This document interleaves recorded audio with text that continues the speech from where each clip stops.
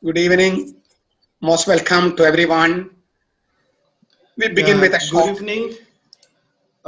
Before that, before we begin, I would like to introduce to you a speaker for this evening, Father Jos Mani Parambil. He is a Catholic priest from the Diocese of Irinjalakuda. He is the founder and director of Biblia Academy and Publications Alur Kalattumkara, which is in Thrissur, Kerala.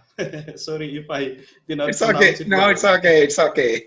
For the last few years, Father Zos is on a mission mostly in Europe, 1 month in UAE, now residing in Poland. Father Zos completed BA from Kerala University and MA from Calicut University. Father Zos did his licentiate and doctorate from St. Peter's Pontifical Institute, Bangalore. Father Yos has been a visiting professor of the Bible at Salvatorian Institute of Philosophy and Theology, Morogoro, which is in Tanzania, St. Ephraim's Theological College, Satna, Indian Institute of Philosophy, Bangalore, and a resident professor at Tejas Vidyapita, Bangalore. Recently, Father Zos published 2 books in English. The first one was Ephatha, Gospel of Mark, which is translated in Polish. And the second book was 666, Number of Satan, which is also translated in Polish. And his latest book, Apocalypse Unsealed, is in the process of printing. We hope after the lockdown we will get a copy of these two. Besides this recent publication, Father Zos had some other publications earlier. The Gospel According to the Beloved Disciple. I think his publication on this book, uh, I mean, will greatly be enlightening us this evening, which was published by Clarisent Bangalore. Father Zos is also a columnist in Journal of Indian Theology, published by Tejas Vidyapita, Bangalore. We know Father Jose is a great intellectual, theologian, and a prolific writer. We are happy to have him this evening to give lecture on the discourses of Jesus in the Gospel of John. We now invite Father Jose to speak to us. Over to you, Father, please. Okay. We begin. Thank you for introducing me. Thank you very much for the nice words. It's a pleasure. Thank you. We begin with a short prayer. In the name of the Father, and of the Son, and of the Holy Spirit. Amen. Our Father, who art in heaven, hallowed be thy name. Thy kingdom come. Thy will be done on earth as it is in heaven. Give us this day our daily bread. Forgive us our trespasses, as we forgive those who trespass against us. And lead us not into temptation, but deliver us from evil. Amen. Once again, welcome. Praise the Lord. I am to speak about the discourses in the Gospel of John. I will present a traditional understanding of the scholars, and I have slightly different opinion how to approach the discourses that I will present. And after the presentation, you can ask for clarifications if you want.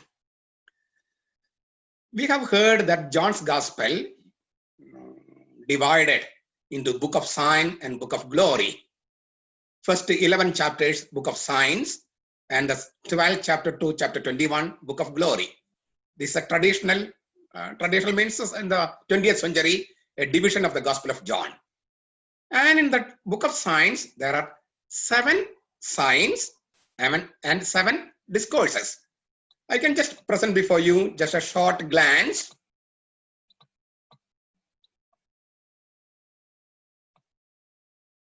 So you have the first 7 signs: changing water into wine, healing of the nobleman's son, healing at the pool of Bethesda, feeding the multitude, walking on the water, healing the man born blind, raising of Lazarus from the dead. And then seven discourses are there on the new birth to Nicodemus, the water of life to the Samaritan woman, the discourse on Jesus, the divine Son, the discourse on the bread of life, the discourse on the life-giving Spirit, and the discourse on the light of the world, and the discourse on Good Shepherd. And in the book of glory, we have one discourse, that is the farewell discourse, chapters 13 to 16. This is what we usually hear. But there are objections. For example, I just raised only two objections. There are many other objections. There are book of as we have book of signs, 7 signs in the book of signs. Some people say there are 7 signs in the book of glory, and they are the foot washing, which Peter did not understand really, and Jesus had to explain. At the arrest of Jesus, when Jesus pronounces his name, Ego Eimi, Yahweh, the soldiers fall down, prostrate in adoration. And then in 1930, it is a very specific sentence, Jesus reclined his head and handed over the Spirit, which is very, very rare in Greek language. Then we have the miraculous coming of the water and blood from the pierced side of Jesus. And then the face veil in chapter 20, seeing which the beloved disciple believed in Jesus. It was also a miraculous sign. Then there is the breathing of the Spirit on the disciples, and the disciples received the Spirit. And then there is the last one in the last chapter, the miraculous catch of fish, which is also a miracle. So most of these are miraculous signs. So how can we confine that the 7 signs are all in the book of signs, the first part of the gospel? This is a question. A second objection is in the discourse on the living water with the Samaritan woman in chapter 4. Actually, there are 2 discourses. When Jesus speaks with the woman of Samaria, the disciples are absent. They are in the city to buy food. When the disciples come back, the woman is in the city evangelizing. And there's a discourse on a mysterious harvest. That is with the disciples when the woman is absent. There is a discourse on the mysterious water. That is with the woman when the disciples are absent. So are there not 2 discourses, not 1? A second opinion, in chapter 6, we say a discourse on the bread of life, but actually it has 2 parts. First part on the word of God, second part on the bread of God. So, and the responses to this discourse are also different. So scholars say, you cannot just say in chapter 6, we have only 1 discourse, but there are 2. In chapter 11, we have 3 dialogues before the resuscitation of Lazarus. One with Thomas, another with Martha, another with Mary. And these are those dialogues. It's also form a kind of a discourse. And finally, the farewell discourse, actually there are 4 discourses, not 1. When we say farewell discourse, I think we are not doing justice to the discourse itself. Because in chapter 13, the discourse is about two baths. First bath and a second bath. And chapter 14 is about the Parakletos, that is, Holy Spirit as an advocate of the believers. Chapter 15 is about the true wine, the true man, and we are grafted to the true vine as branches. And chapter 16, again about the Parakletos, but as the prosecutor of the world. So when we say farewell discourse, these 4 aspects perhaps are obscured. So therefore, when we say there are 7 discourses in the first part of the gospel and 1 in the second part of the gospel, I don't know whether it is a just way of speaking. Therefore, I have a new proposal, which I propose in my book, Why Are You Speaking with a Woman? And Another book already mentioned, The Gospel According to the Beloved Disciple. For details, you have to refer to these books. But I will give a quick view of this proposal. Instead of dividing the gospel into two, consider the gospel as one, built on two solid foundations, two prologues, two epilogues, and two bridge passages, and a keystone text. The first prologue, I don't go into the details. As I said, that is not the main interest of our topic. So details you can see later, or when we go ahead, you may find the details really enlightening. And this gospel, this proposal, has just one theme. What is that? I baptize with water, John the Baptist said, but he, Jesus, baptizes with the Spirit. That statement we have in chapter 1, verse 26 and 33. Let me just rush through the gospel just to mention that this theme is the running theme of the gospel. And then I will come back to one discourse and we'll have a slightly detailed discussion. In chapter 2, we have Jesus turning water into wine. And wine is a symbol of the Holy Spirit. And we have an indirect reference to the Pentecost. Abundance of best wine. 6 stone jars, each containing maybe 800 to 1,200 liters of wine, best wine. And on the day of Pentecost, when the disciples were speaking in spirit, they said they are drunk with the wine.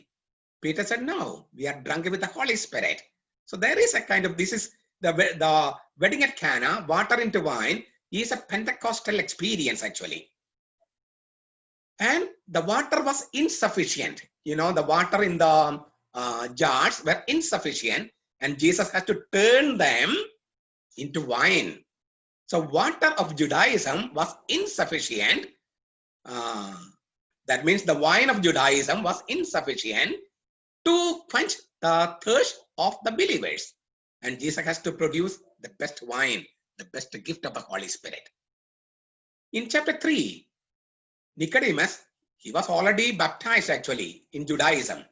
But Jesus said, you have to be born anothen. Anothen can have two meanings, again and above. We will speak about it later. So if Nicodemus wants to see the kingdom of God and enter the kingdom of God, he has to be born again from above, which means the water was insufficient. The water of Judaism was insufficient. He has to be born in water and spirit. In chapter 4, we have again the running water and living water. The woman came to draw running water in the well. Jesus said, if you drink this, you will thirst again. You need living water. Living water. And as I said, in the second part of the discourse, Jesus speaks about mysterious harvest and mysterious bread. I have a food which you do not know. There is a harvest which you do not know. You think it is coming much later, after 4 months. But I say it is already ripe. So it is mysterious. So the water of Judaism in the well of Jacob is insufficient. The woman and the city people and all humanity needs the living water. In chapter 5, we get the pool of Bethesda. The water in the pool could not heal a man who was sick for 38 years. Jesus had to go and heal him. The water is insufficient. Water in the pool is insufficient to heal. Jesus has to give the water, the living water. In chapter 6, Jesus says, if you do not drink the blood of the Son of Man, you have no life in you. Our forefathers ate manna, but they died. Your forefathers ate manna, but they died. You have to eat and drink the flesh and the blood of the Son of Man. A new drink, a new water. It should be there. Chapter 7 and 8 actually forming a part of a feast in which there was a ceremony of water and a ceremony of the light. And Jesus in that context speaks about living water. If anyone is thirsty, let him come to me and drink from me. Again, water. In pool of Siloam, Jesus sends the man born blind to wash in pool of Siloam. Siloam means one who is sent. Another name for Jesus. Again, the question is water. And then we have a gate and shepherd, a discourse on the gate and good shepherd. Actually, before speaking about the good shepherd, there's a discourse on gate. What is that gate? Which Jesus will speak in chapter 14, and the real gate will be opened on the cross. I hope I will be able to explain it after some time. And then in chapter 13, we have foot washing. Again, water. Water is there. First bath and second bath. That also I may speak a little bit more. The other things I have already spoken. So now, what is my point is, when we divide the gospel into two parts and we say 7 discourses and so on, this running theme are obscured. Actually, John's gospel is full of this theme, that is water and spirit. Water and spirit. Let me speak in detail one discourse of Jesus, and that will, I hope, make us understand why I am speaking about this water and spirit as a running theme. Let us ask a question. Why did I'm speaking about the Jesus discourse to Nicodemus on the living, being born again, or being born from above, the new birth. It is this discourse that I want to speak in detail. A discourse is built up by many ways. I'm not going to all the technicalities. There is misunderstanding, irony, inclusio, clarifications. There are different methods of developing a discourse. So I don't want to go to all the technicalities, but instead, I want to go to the heart of the matter. Jesus said to Nicodemus, you have to be born anothen. Anothen, deliberately I used a Greek term. It has 2 meanings. Again, above. Nicodemus misunderstood in the sense again. So he asked Jesus, how can a man be born again? Especially an elderly man or any man, once he is born, can he go back to the mother's womb and be born again? Jesus said, I did not say it. I say born from above. Above is a name or synonym for the Holy Spirit in the Gospel of John. Even in the Bible, above is a synonym for God or Holy Spirit. So you have to be born from above, from the Holy Spirit. My question is this. Why did Jesus say to Nicodemus and to all of us that if you want to see the kingdom of God or enter the kingdom of God, you have to be born from above. If not, you will not see the kingdom, you will not enter the kingdom. It's a very serious thing. To understand that, we have to understand a statement from, an explanation from St. Paul. In 1 Corinthians chapter 15, verses 45 to 48. 1 Corinthians 15, 48 to 48. St. Paul speaks about 2 men who are criterion for all other human beings. 2 men, just 2 men who are criterion for all other human beings. Paul speaks like this. There is the first man, Adam. Mute panta. Adam is from below, from the earth, a man of the flesh. And then there is the last man, last Adam, Jesus Christ, a man from above, a man of the spirit, a man from heaven. These 2 are criterion. What do I mean by the word criterion? Let me give you a scientific example. When I say scientific example, some people object. So take it as an example. I am referring to the theory of evolution of Charles Darwin. This is a theory, not proved, but it is taught in all the universities. So even if it is not proved, even if it is not right, we can take it as an example to understand a mystery regarding Jesus. According to the theory of evolution and according to the Bible, the first man is a criterion. The first man did not have a human father, but his children are human beings. That means the first man is a criterion for all of our human beings. I repeat, even according to science and according to Bible, the first man did not have a human father, but his children are human beings. Apply this to the last man. The last man, Jesus Christ, is also criterion.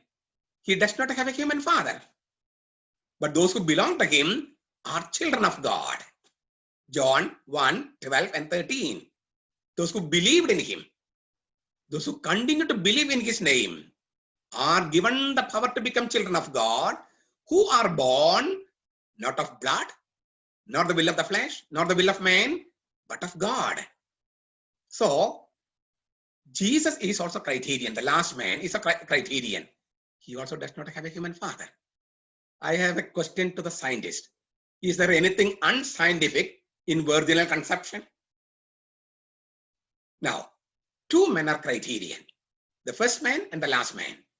When we are born of our human parents, we have a human genealogy that ties us to the first man. Our father, grandfather, great-grandfather, we reach to the first man. But that humanity is sinful. Therefore, that genealogy has to be split, has to be cut. As it happened in the case of Jesus' genealogy. In Matthew's Gospel 1:16, the genealogy of Jesus is split. Why? He is not born of Joseph, but born of the Holy Spirit in the virgin womb of Mary. Similarly, our genealogy is also to be split, because it ties us to the first man. That has to be broken, and we have to be tied to the last man. How it happens? Through another birth. You have to be born from above. Another birth. We have to be born of the Holy Spirit in the virgin womb of the church. We have to be born of the Holy Spirit in the virgin womb of the church. And in this way, we get a divine genealogy. The divine genealogy I have already spoken. John 1, 12 and 13. Very interestingly, our genealogy is placed in the exact middle of the divine genealogy of Jesus. John 1, 1 to 18. That is the divine genealogy of Jesus.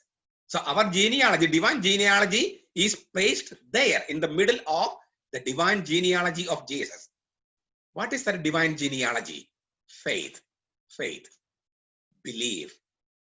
Through this, what happens? Our genealogy is split, and we are tied with the last man, the man of the Spirit, man from heaven, man from above. St. Paul will say that by baptism, we are grafted to Jesus. We are grafted to Jesus. How shall we understand? To understand that, we got to understand another discourse in the Gospel of John, chapter 15 of John's Gospel. Jesus says, I am the true vine. You are the branches. Vine in the Bible is a symbol of Israel, a symbol of human being. Jesus says, I am the true vine. I am the true man. And the true man. He is God who became man. So the perfect man. The true man. St. Paul used the term last Adam. In Greek it is eskatos Adam. Eskatos means not only last. It can mean perfect man. It can mean complete man. It can mean exemplary man. Eskatos can mean exemplary, perfect or complete. So it can be translated as last man. true man, complete man, or exemplary man. Same meaning is here. True vine. I am the true man. God has planted himself as a man on the earth. In this way, when Jesus says, I am the true man, it is as bold a statement as John's Gospel, chapter 1, verse 14. The Word, who was God, became man and dwelt among us. It is the boldest statement in the Bible. God became man. God became man. You have heard about Karl Barth. Karl Barth. He was a Protestant theologian from Switzerland. I would mention three Catholic great people who used to visit this Protestant theologian Karl Barth. One is Paul VI. Pope Paul VI said, I have read all the books of Karl Barth. When Pope John Paul II and Pope Benedict XVI, both of them were writing a document in the Second Vatican Council, the Church and the World, they were consulting the writings of Karl Barth. Joseph Ratzinger, that is Pope Benedict XVI, when he was a university professor in Germany, every year he used to take his students and he himself go to Switzerland to meet this Karl Barth. So such a great theologian. And this Karl Barth says, only twice in human history, God has directly intervened. Only twice in our history, God has directly intervened. One is incarnation, the other is resurrection. Incarnation and resurrection. Incarnation. In the beginning was the Logos. The Logos was with God, and the Logos was God.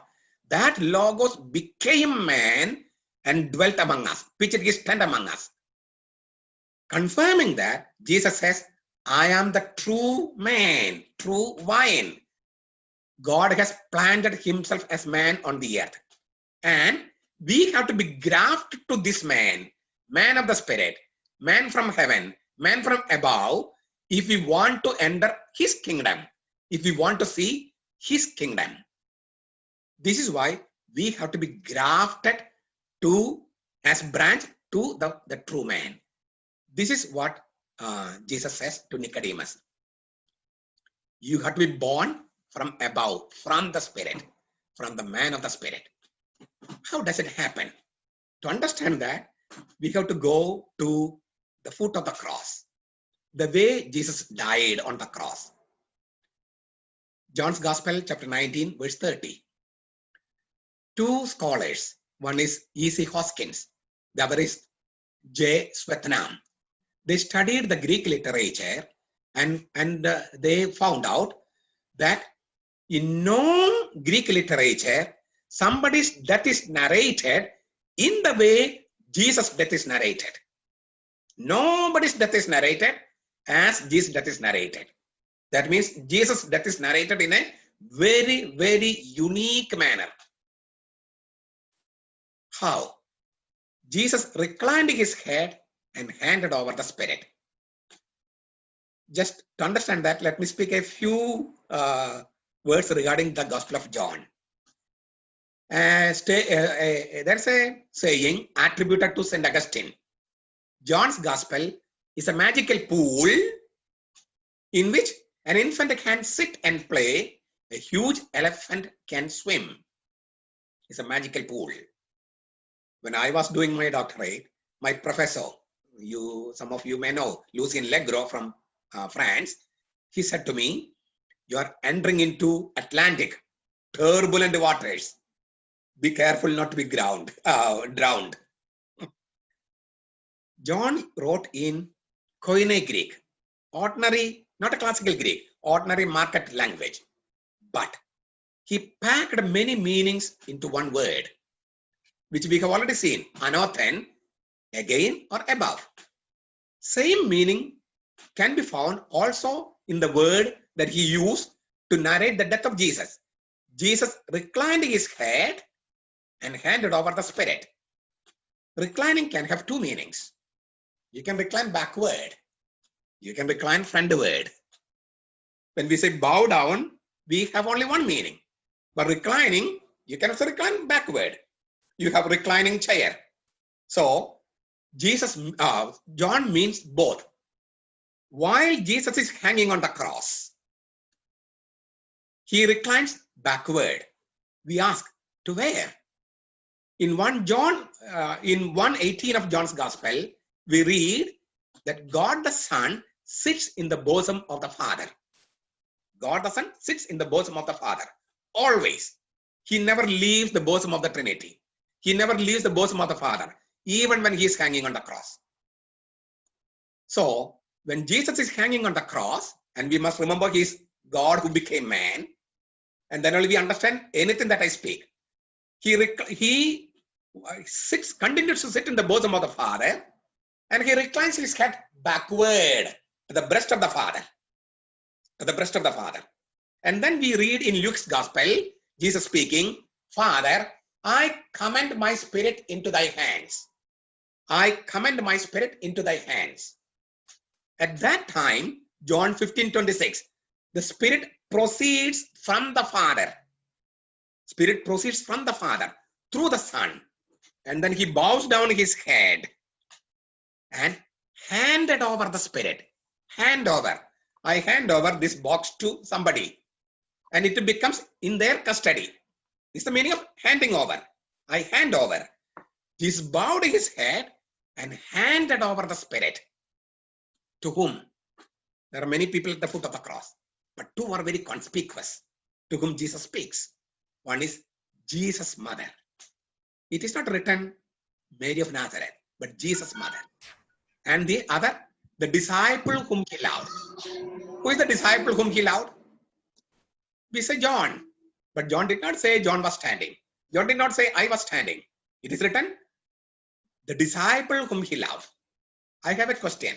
Is there anybody, any disciple here attending my conference who is not loved by Jesus? So who is the disciple whom he loved? Me, you, all of us. Historically, it was John. But in the person of John, all disciples loved by Jesus are represented. And the disciple whom he loved stands with Jesus' mother. Jesus bows his head and hands over the Spirit to them. Hands over the Spirit to them. We have a similar incident in the Old Testament. Elijah gives double share of the Holy Spirit to Elisha. Because Elisha saw Elijah being taken in a fiery chariot to heaven. Fiery chariot. Fiery chariot is also another synonym for a Holy Spirit.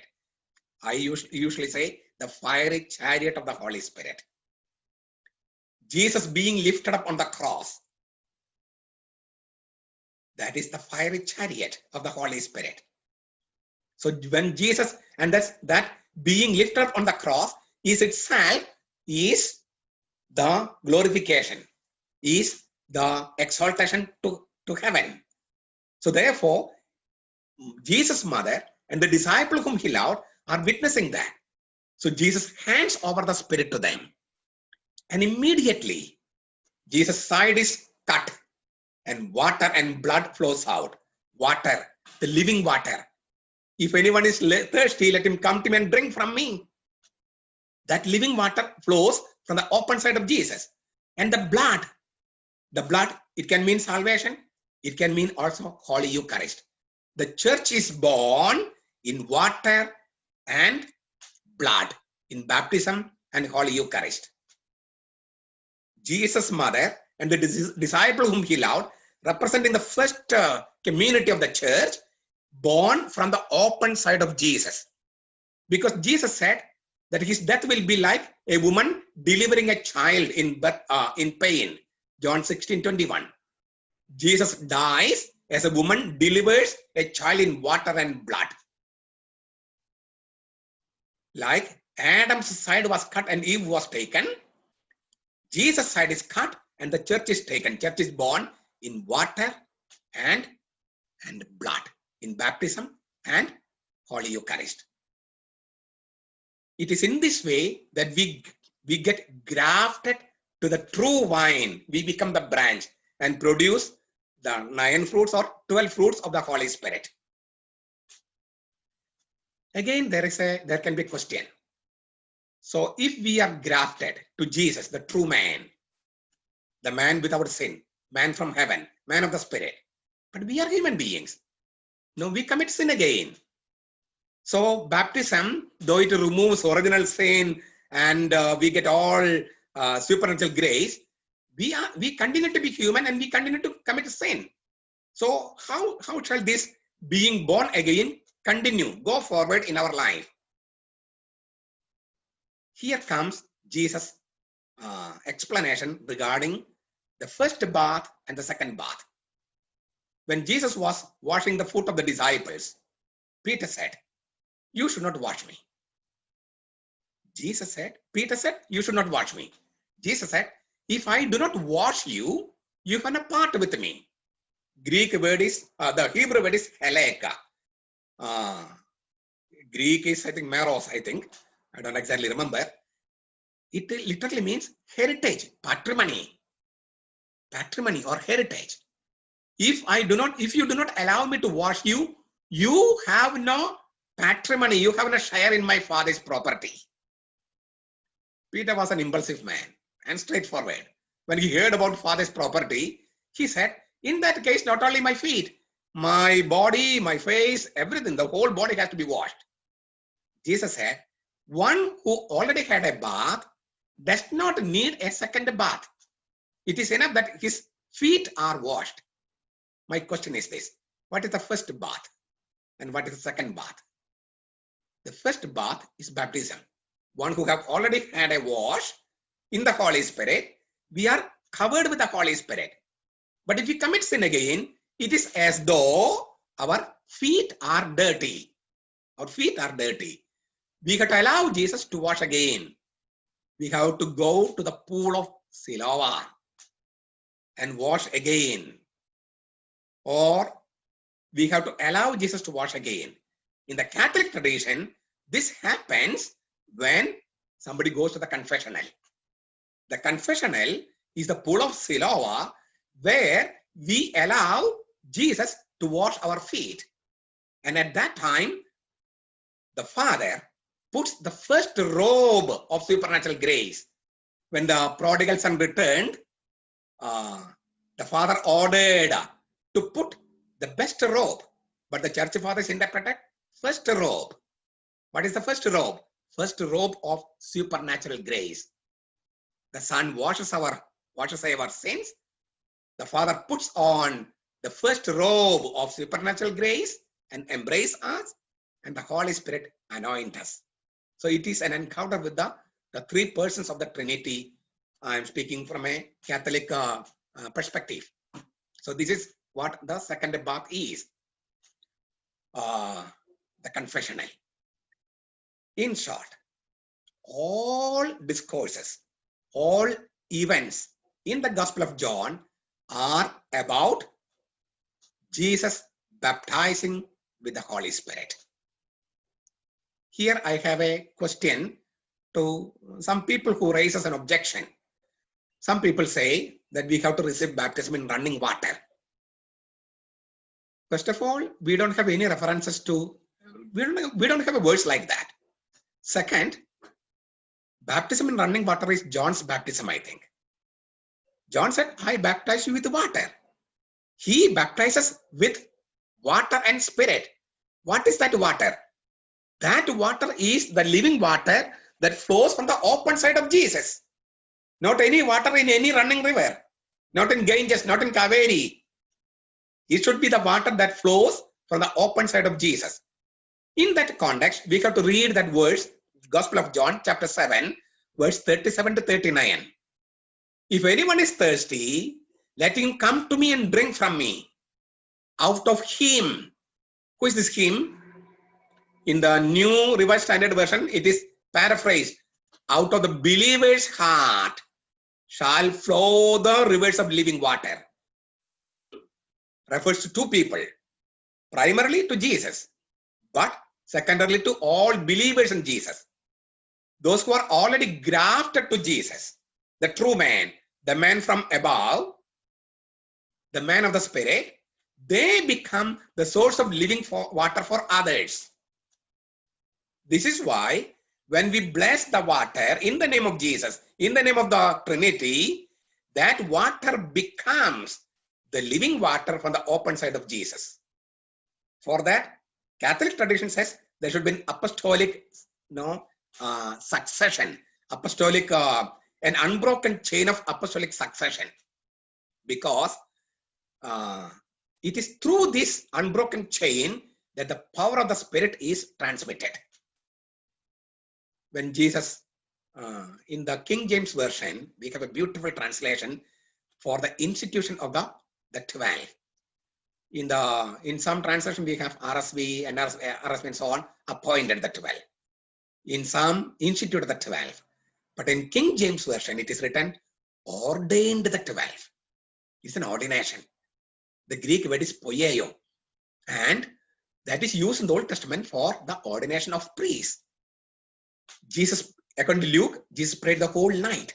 And in the ninth prayer of Jesus, the apostles are born as priests, or they are created as priests.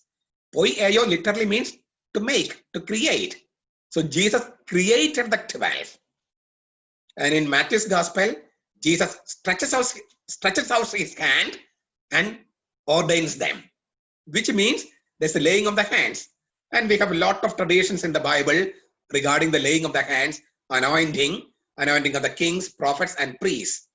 It is through this unbroken chain that we get this living water on the open side of Jesus. We have to be born from the open side of Jesus.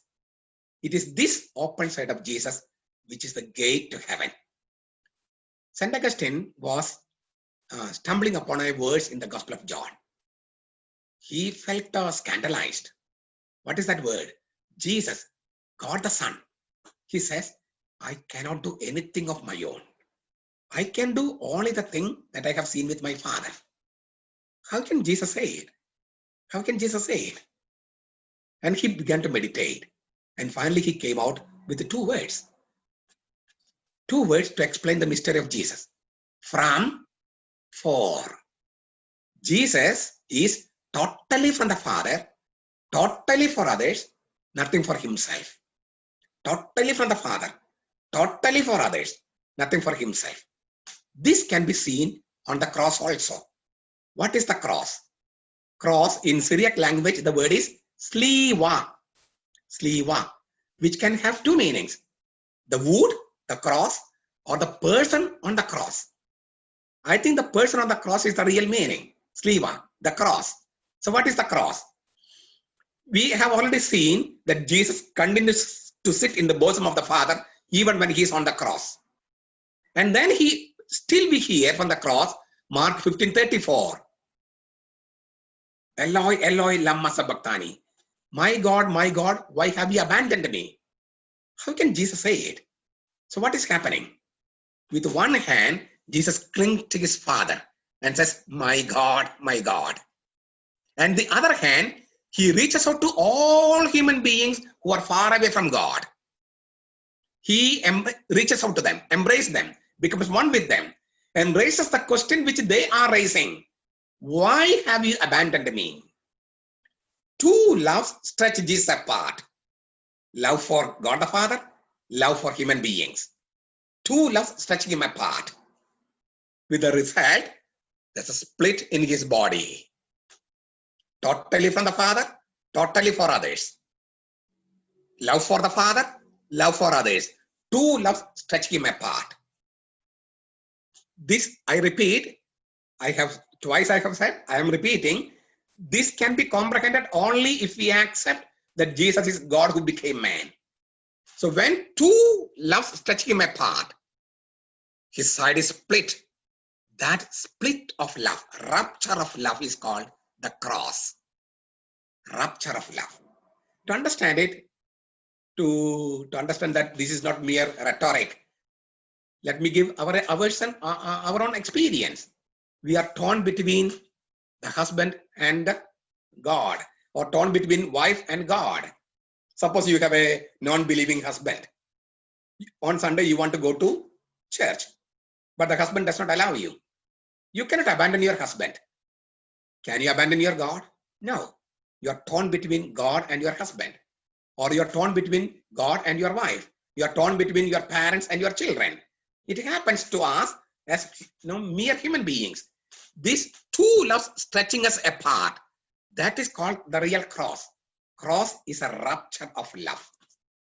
And it is through this open side, which is the gate to heaven, which is the gate to heaven. It is through this open side that we go to heaven. This is why Jesus told, I am the way, the truth, and the life. So my point is, when I don't know whether I did the justice to the topic, when we go to the discourses in Gospel of John and we individual discourses, if we study, we miss the deep dimension of the mystery called Jesus. And if we miss the mystery of Jesus, we miss our own mystery. Without being grafted to Jesus, the man of the Spirit, without being born from above, from his own open, pierced side, we cannot see the kingdom of God. We cannot enter the kingdom of God. Jesus said, I am the way. And there's a gate for the way. That is he himself. I am the gate. So I was trying to relate one discourse with all other discourses and all other incidents, signs in the Gospel of John. I think this is important because when we focus on one particular thing and does not consider the other, it's like we go to the forest, we see too many trees, we focus on individual trees, and we miss the beauty and the depth of the forest. That should not happen. That is why I look at the whole Gospel of John as one single unit. And if you want to have the keystone in the middle, it's a very mysterious statement regarding Jesus' own mystery. The grain of wheat falls to the ground and then dies, and then there is new life. Jesus told the Greeks who came to Jesus, how are the Greeks going to meet Jesus? They wanted to see Jesus. Jesus said, the grain of wheat has to fall to the ground. Who is the grain of wheat? Jesus. He has to fall to the ground, die, and then resurrection, new life. It is through this resurrection that Jesus will enter the land of the Greeks and the Greeks will see him. This is the mystery of the Holy Eucharist. The mystery of the resurrection, mystery of the Word of God, and the mystery of the Holy Eucharist. Three are connected. So Jesus was speaking about his own mystery, that he is the grain of wheat falling to the ground, dying, and becoming risen life, so that all people, all Greeks or Gentiles, anyone who can see him and meet him and enjoy the new life with him in heaven. So in that unified structure, we find meaning, every word interconnected. It is this interconnection that we have to highlight in when we speak, when we preach the word of God, according to me. I was a little bit fast, but I'm sorry. I was not in a hurry, but I was fast.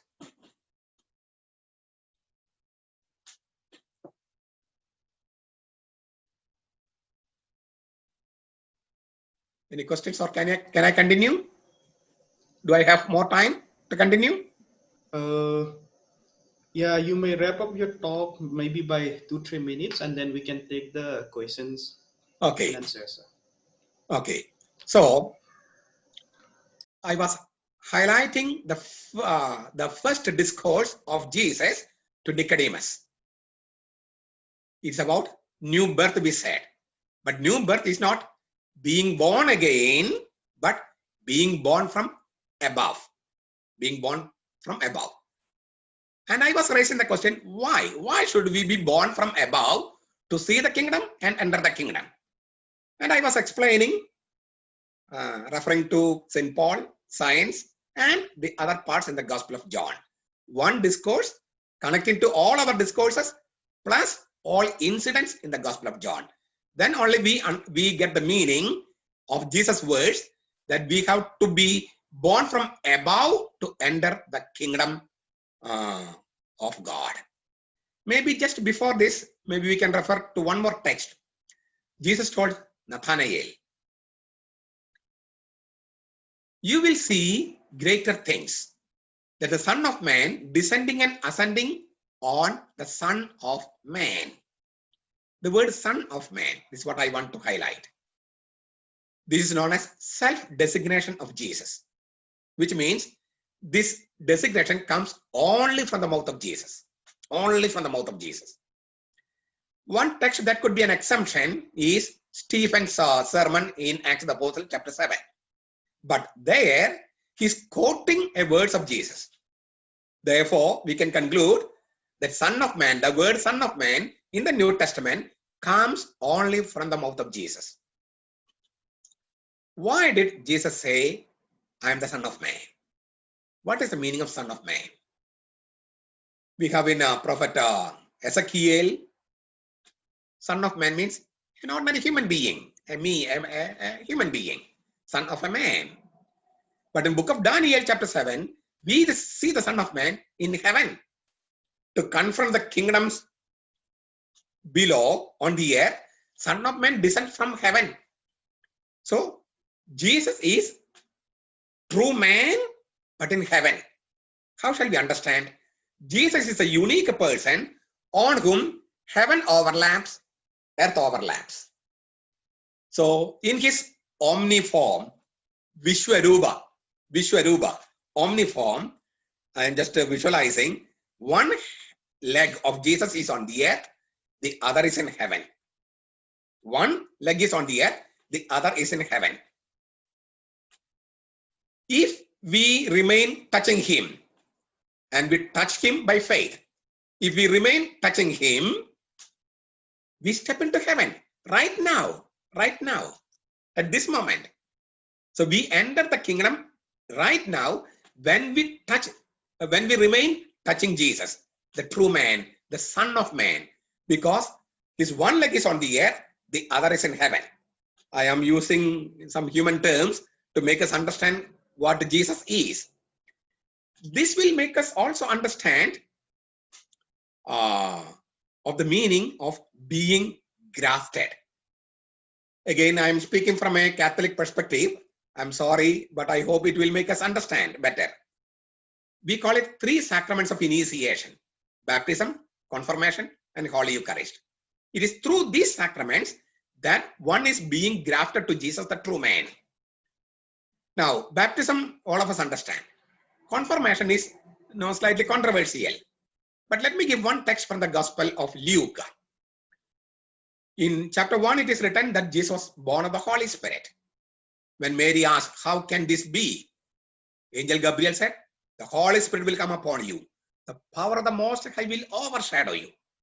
So Jesus is born of the Holy Spirit.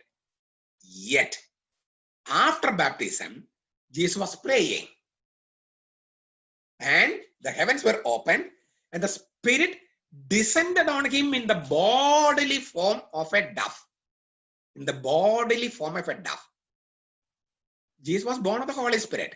Why should he pray again? And why should the Holy Spirit descend on him in the bodily form of a dove? In Colossians 1:19 and 2:9, we have 2 important statements to understand Jesus. In Jesus, all fullness was pleased to dwell. And what is that all fullness? It is written that it is the whole fullness of deity dwells in Jesus bodily. I repeat, fullness of God dwells in Jesus bodily. Colossians 1:19 and 2:9. So Jesus, in him, God's fullness is there in bodily form, bodily, physical, we can see him. And on him, the Spirit descends bodily. My question I repeat the question. If he was born of the Holy Spirit, why should the Holy Spirit descend on him in the bodily form of a dove again? He has to be born from above again and again. It is this relationship. It is this relationship that we find in the confirmation. Baptism, confirmation, these are not just one moment. They are the beginning point of a process. So confirmation is Jesus praying. We are participating in the prayer of Jesus, and we get the anointing of the Holy Spirit in a fresh manner.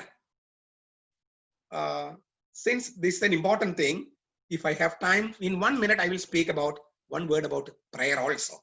Usually, I have not heard many people speaking. And so I think this is important. What is prayer? We say our dialogue with God. But I have another question. Why did Jesus pray? Was he not God? Why did he pray? From the fact that Jesus prayed, I think we have to find a new definition for prayer. What is prayer? Prayer is the dialogue within the Father, Son, and Spirit, within the Holy Trinity. I repeat, not our dialogue with God. Of course, that's also prayer. But specific prayer is the dialogue between God the Father, God the Son, and God the Spirit. And when we sit in prayer, we allow the Holy Spirit to lift us to the bosom of the Holy Trinity with the two results. One, we become the subject of their dialogue. We become the subject of their dialogue. Second, sometimes we can overhear what they speak. Prophet Amos says, a prophet is one who stood in the counsel of God. What a strong statement. A prophet is one who stood in the counsel of God. God the Father, God the Son, God the Spirit speaking. A prophet can hear. They are not foretelling the future. They are conversing to us and now communicating to us the dialogue of God, the dialogue within the Holy Trinity. So when we sit in prayer, in the study of the Word of God, like in the upper room, and when we allow the risen Lord to teach us the kingdom of God, the words of the kingdom of God, and when we are in prayer, we allow ourselves to be lifted up into the bosom of the Trinity to become the subject of the dialogue of the Holy Trinity. This is a constant process. And it is in this way that we become prophets. What God told Moses can be applied to us also. He is not like other prophets. To other prophets, I speak in visions, dreams, riddles. Not so with my servant Moses. To him, I speak face to face. He beholds the face of the Lord, and I have entrusted the whole household with him. This is a typical prophecy in Israel. One who can see the face of God. This is possible only if we remain in His Word, in the study, in prayer, and in the sacraments. Okay, thank you so much, Father, for the greatly enlightening talk. Now we know that you are not only a great theologian or prolific writer, you are also a very dynamic preacher. So thank you so much. Yeah, Father Jose had explained to us the division of the book, the Gospel according to John, into two, the book of Sign and book of Glory, and also he explained to us the discourses on each chapter and how the discourses are developed. And he profoundly explained to us the importance and significance of baptism in the living water. And yeah, as we all know, in John we see discourses which can have layer of meanings, and it is really difficult to understand just by thorough readings. But Father Jose, in a very simple way, he uncovered many of the passages in a very simple way to understand for us. Thank you so much, Father. Now we shall have a time for Q&A session. Anyone who has questions, I request you to raise your hand or unmute yourself and speak so that we will unmute you and you may get a chance to speak. Now the time is given to you.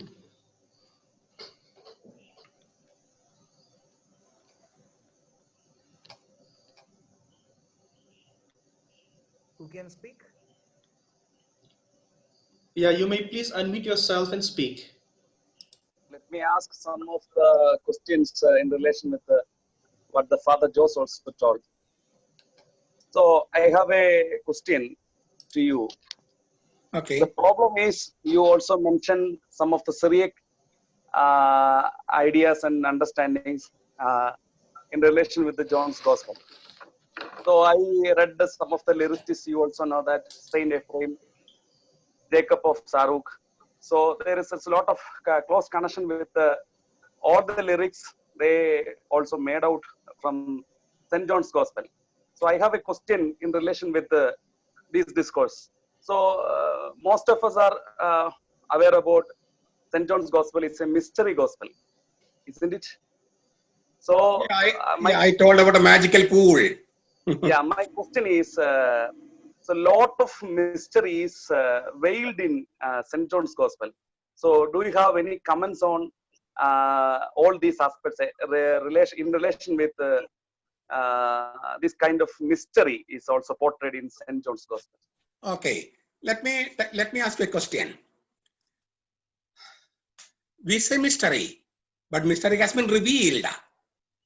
Should God reveal any mystery which we should not understand?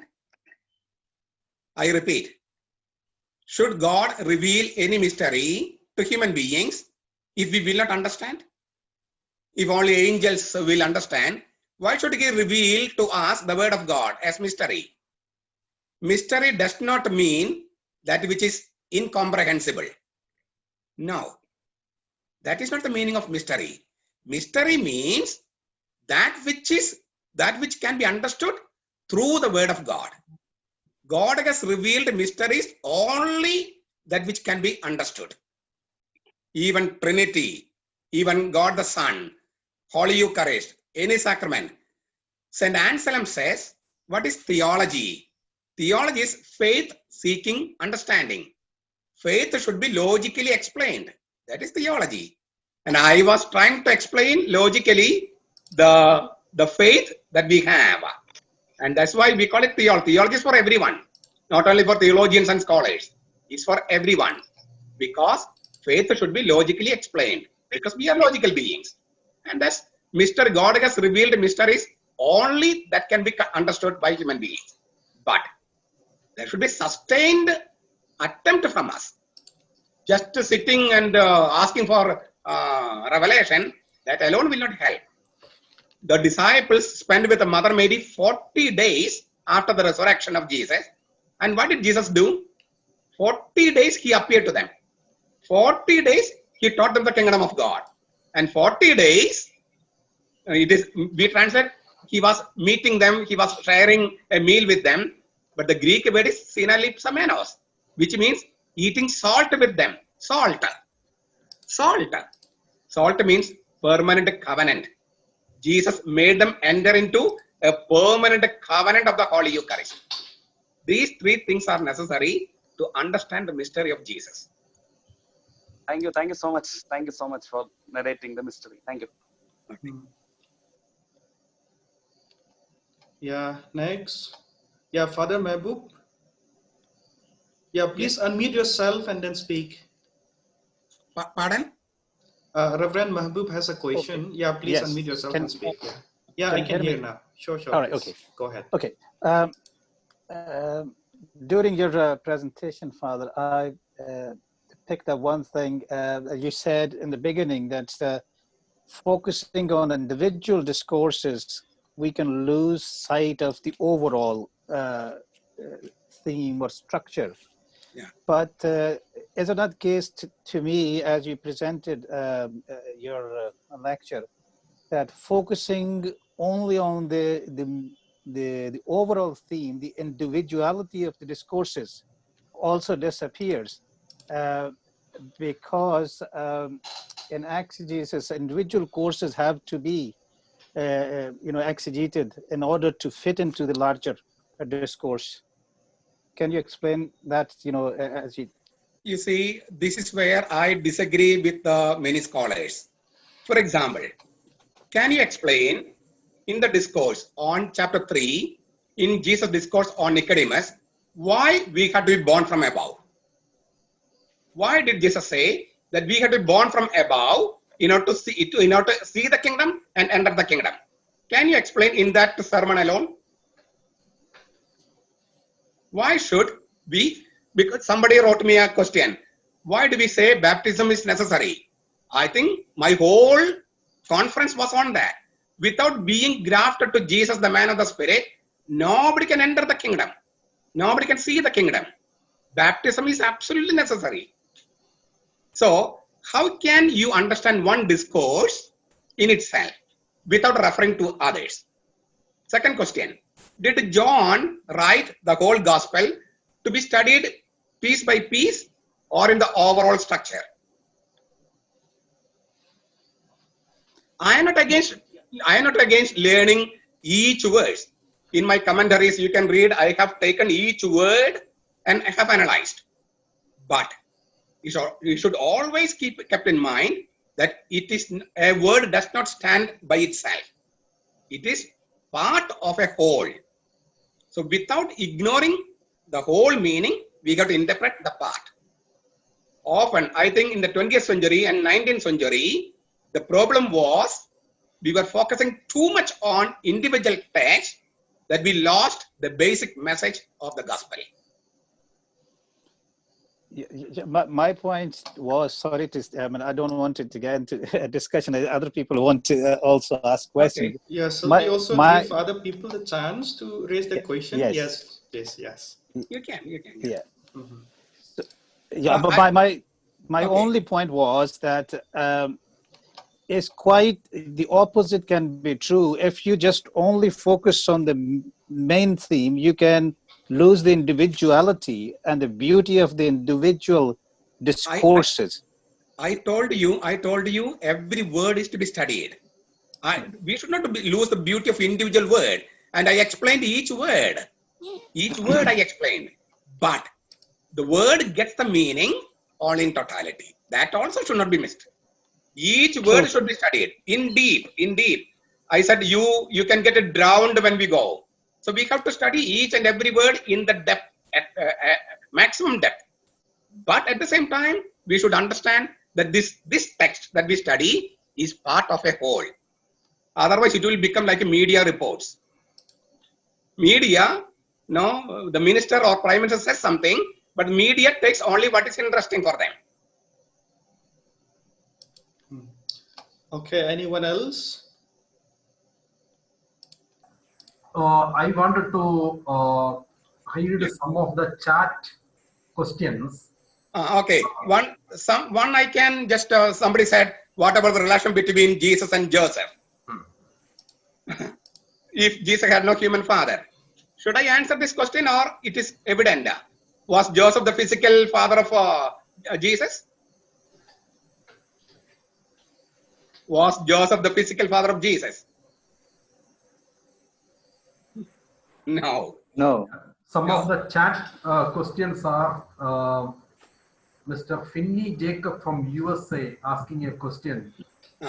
Most respectful Father Jose, thank you very much for your insightful comments. May I humbly request you to kindly explain how you would explain Luke chapter 23 verse 46, in which the Lord explicitly says, Father, into thy hands I commit my spirit. Wasn't it the hands of the Father that Jesus actually handed his spirit? That is in Luke's gospel.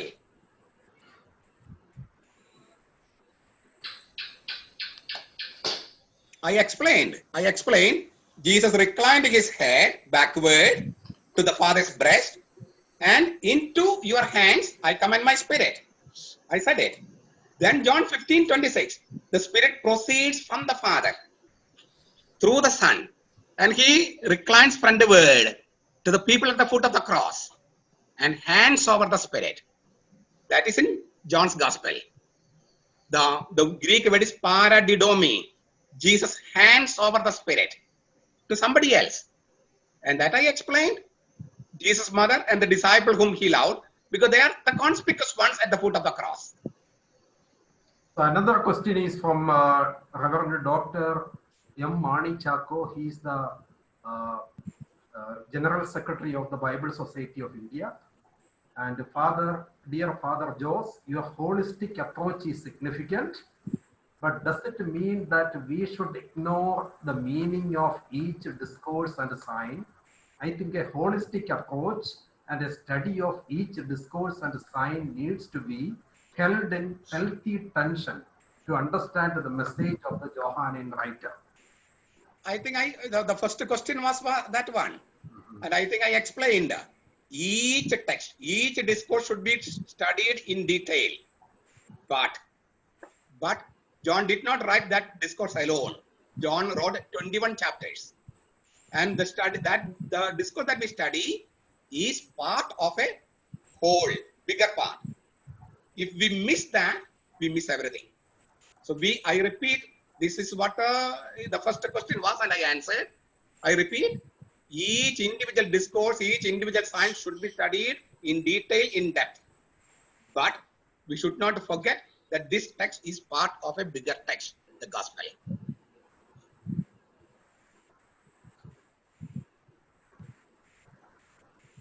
So Father, one question is all about, as this is called the wider contextualized biblical hermeneutics. So how this lecture can have some implication in the South Asian context. You see, okay, in that Journal of Indian Theology, I have written an article with the biblical reasons that in 600 years, India will become Christian. In 600 years, India will become Christian. Why did I write that you refer to? I have a biblical reasons to say that. You see, I said very clearly, without being grafted to Jesus, the true man, nobody can see the kingdom, nobody can enter the kingdom. And this is what we call baptism. But there are 3 types of baptism. 3 types. In Matthew's Gospel, we know the children in Bethlehem died. In Catholic Church, their feast is celebrated on December 28th. They did not receive baptism in spirit or water. But why are they considered to be saints? They died for Christ. So there is a baptism in blood. That means if you die for the causes for which Jesus stood for, you receive a baptism in blood. Even Jesus said it. Now, after the baptism in water, Jesus said, I have another baptism to be baptized. Until then, I am disturbed. What is that baptism? Death on the cross. Baptism in blood. So, there is what? Baptism in water and spirit. There is what? Baptism in blood. There is third baptism. In John's Gospel, chapter 8, Jesus says, Abraham wished to see my days. Wished, desired. We say Abraham and all these fathers in the forefathers in the Bible, they are all in heaven. How? They received baptism by desire. Baptism by desire. They longed to belong to Jesus. They longed to belong to Jesus. Without this, nobody can go there. Nobody can be saved. So these 3 things are very important. Either a baptism by desire, which we call an openness to truth. And we have a duty to present the truth properly. Truth is not imposed through violence, terrorism, but truth has its own power. But we have to be the bearers of the truth, carriers of the truth. We have to dare to speak. We have to dare to speak. In Asian context, we have to dare to speak. The future of Christianity is in Asia. We may be killed. Let us be killed. It is better to be killed than to die of corona. Yeah, yeah. Thank you so much, Father, for the very enlightening and challenging talk. So I think we may now close the session. Okay, just one word, Any question? just one word. Okay. There are some books which are not mentioned. 3 books I just mentioned which might help you. The most important, my book, which will help enlightening this conference of mine, is 4 Streams of Love. 4 Streams of Love. Then The Dove of the Holy Spirit. And then Do You Want to Be Healed? These 3 books might help you to understand better the mystery of Jesus. Okay, thank you. Okay, thank you so much. And before we close our session, I would like to invite Dr. Johnson Thomas Kuti if there is any announcement, especially the question, if the question is ready for the next assignment. And yeah, over to you, sir, if there is any. So, dear friends, thank you so much. And especially we thank and congratulate Father Jose Maniparambal for his elaborate explanation and lecture about the discourses of Jesus in the 4th Gospel. And the question for today's lecture is all about write 300 words about the summary of today's lecture. So the question will be sent to you very soon. And at the same time, next week, we are going to have another significant scholar who is none other than Reverend Dr. Edwin Jabaraj, who is currently Associate Professor and Head of the Department of New Testament at Gurukul Lutheran Theological College and Research Institute, Chennai. Thank you. Yeah, thank you so much, everyone, for sparing your valuable time and joining this very exciting talk. I saw some people who join us, apart from people who register for the course, like Reverend Dr. Mani Chako and some other prominent persons. Thank you so much, sir, for joining us. And friends, as Dr. Johnson had announced, tomorrow we will send you the questions, and you please try to send us your assignment on time. Thank you so much. Thank you. Okay, thank you for listening.